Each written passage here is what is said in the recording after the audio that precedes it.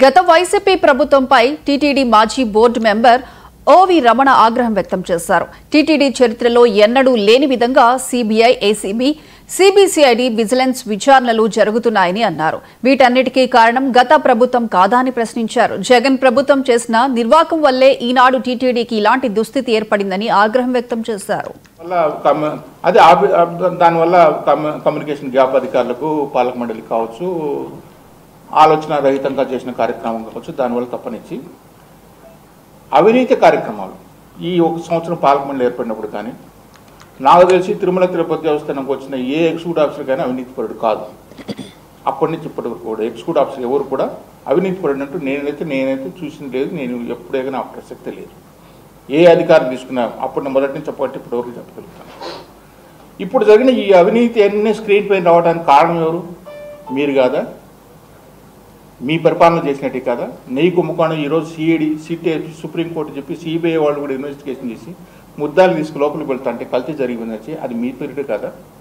పరికామాలు ఈరోజు హుండీలో వేసిన డబ్బులు సాక్షాత్ దొంగతనం అయిపోయి నిందితులను పట్టుకుంటున్నారు. అది మీరు చేసిన పాపం కాదా? కొనుగోలు లోపాల్లో శాలవల దగ్గర నుంచి అన్ని కూడా జరుగుతుంది. రేపో మాపో బియ్యం కూడా బయటికి రాబోతుంది. ఇన్ని జరుగుతున్నాయంటే అది మీ పీరియడ్ కదా. కాటేజీల అలాట్మెంట్లో మీ ఇష్ట ప్రకారం 10 కోట్లు 20 కోట్లు తీసుకొని 10 లక్షలు తీసుకొచ్చి కాటేజీలు అలాట్మెంట్ ఇస్తారే మీ పీరియడ్ కదా. కాంట్రాక్ట్లు అనవసరంగా లేకుండా మీ కమిషన్ తీసుకొని చేశారా మీ పీరియడ్ కదా. మీరు చెప్పినట్లుగా ఇప్పుడు ప్రభుత్వం, తెలుగుదేశం ప్రభుత్వం వచ్చిన తర్వాత ఈ పాలక మండలి ఈ సంవత్సరంలో ఇది అవినీతి కార్యక్రమం జరిగింది చెప్పడానికి మీ దగ్గర ఒకటి ఉందా?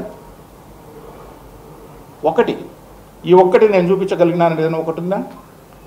పైగా ఏమైనా మాట్లాడుతున్నా అసమర్థ పరిపాలన, చేతగాని పరిపాలన. అంటే మీ ఒక్కరికైనా చేత అయింది. ఇన్నేళ్ల పాటు పలుకుమాని చేసిన ఎవరికి చేత కాలేదా?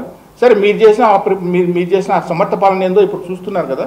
సిఐడి దగ్గర నుంచి, ఏసీబీ దగ్గర నుంచి, సిబిఐ దగ్గర నుంచి ఇన్ని ఏజెన్సీలు పనిచేస్తాయంటే ఈ భారతదేశంలో ఎన్ని ఏజెన్సీలు అన్నీ పనిచేస్తున్నాయి. తిరుమల తిరుపతి చరిత్ర ఎప్పుడైనా విన్నారా, కన్నారా? ఇన్ని ఏజెన్సీలు తిరుమల తిరుపతి దేవస్థానం లాంటి సంస్థ పైన ఎంక్వైరీ చేసి దొంగలను పట్టుకోవాలనే మాట ఇంతవరకు ఎప్పుడైనా విన్నారా?